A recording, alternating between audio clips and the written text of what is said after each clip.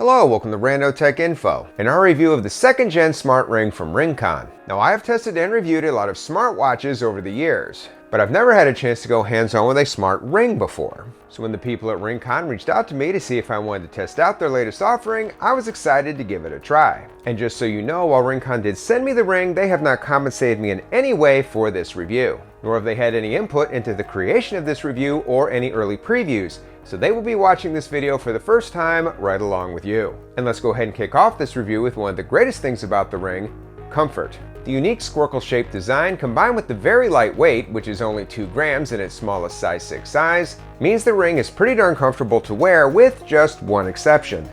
More on that later. I can't wait.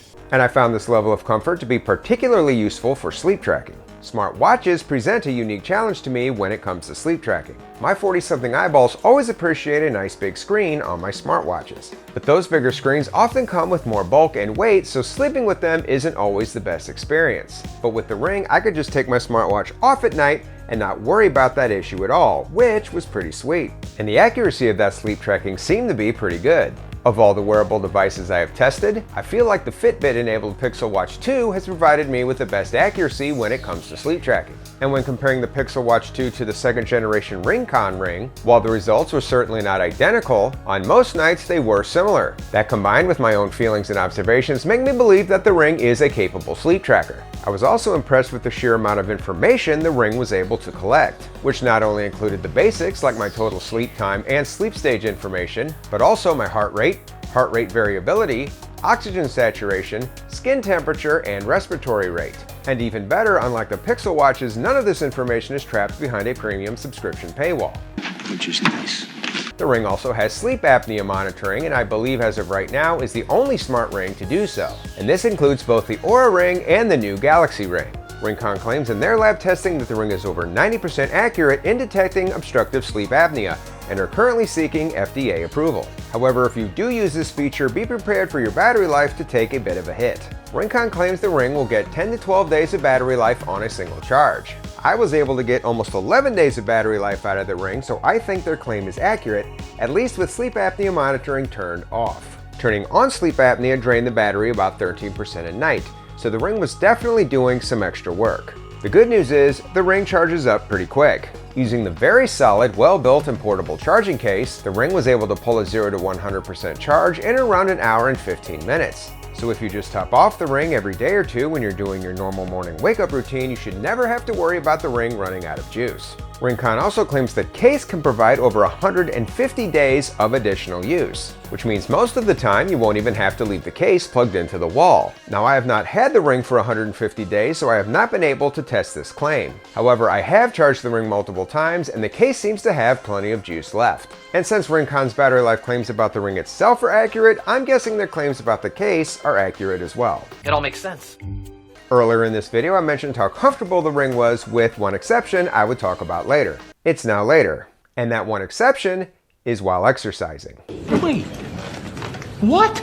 Now, this doesn't apply to all exercising. For things like running, biking, and even swimming, thanks to the ring's IP68 and 100 ATM ratings, the ring works great.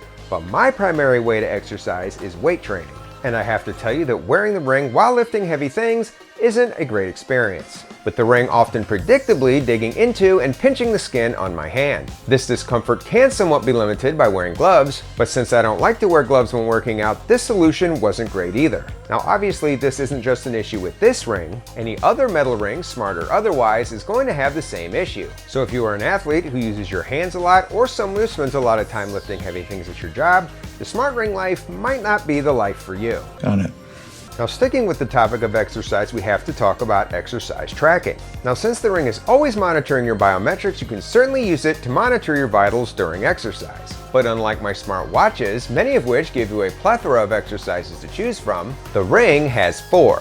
Apparently this is typical and pretty similar to other smart rings, but it's still a limitation worth mentioning. However, there is a bit of a workaround for this since the ring can sync with Google Fit. Yes, Google Fit is still a thing, and even better, it's available on both the Google Play and Apple App Stores. So you can use it to monitor your exercise, and it will share the information with the RingConn app, which is also available in both app stores, so whether you are on Team Apple or Android, the Ring is a viable option. And speaking of the app, I like it. The ring collects a lot of information, but it does a nice job of keeping that information digestible by providing you with things like a wellness balance score, which combines your vital signs, sleep, activity, and stress management. And you can do deeper dives into any one of these factors depending on your personal health and fitness goals. And rather than sitting here and explaining everything the ring tracks, I'm just going to shut up and show you.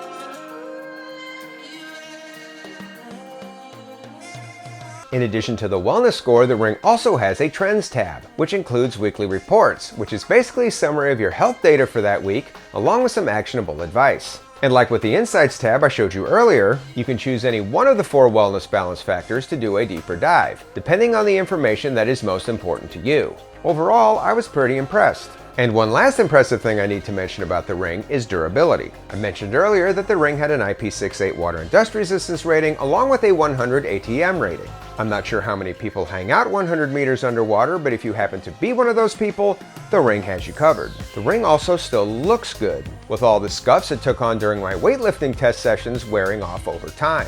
Obviously, I can't promise the ring will never take on any permanent physical damage, but what I can tell you is the titanium frame on my ring still looks like it did when I took it out of the box. Most impressive. Now, so far it sounds like I have had a pretty enjoyable experience with the ring, and for the most part, that is true. However, there are some things you need to consider before picking one up, especially if you have never owned a smart ring before. And perhaps the biggest consideration is the lack of a screen. Obviously, with a smart watch, you can just raise your wrist whenever you want to check your vitals. But with a ring, you will need to pull out your phone whenever you want to check or interact with the ring in any way. Another thing to consider is, unlike a smartwatch, you can't make any adjustments to your size after purchase. So it's important to get the size right when you order it. RingConn has a very nice sizing kit they can send you, which makes that process pretty easy, but it is an extra step you need to be aware of. And last but not least, you don't seem to be able to sync your data without a network connection. Some smartwatches are this way as well. However, with a watch, you can at least still see your data on the watch. Obviously, you can't do that with a ring. This probably won't be a big deal to most people, but I do think it's worth mentioning. Agreed. Finally, let's talk price. If you are watching this video between August 1st and September 14th in 2024, you can pick up the ring right now for $209 USD through RingConn's Kickstarter crowdfunding event.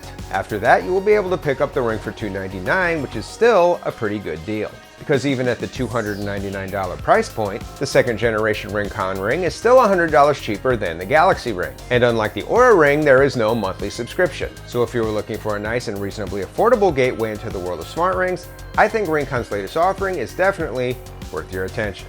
I'll check it out. Well, that's all the information I have for one day. If you are a seasoned smart ring user, please feel free to share your pros and cons about smart rings down in the comments. That way we can all continue to learn from each other and make more informed buying decisions. As always, I hope you found this video useful. Thank you for watching, and until next time, this is Rando Tech Info, signing out.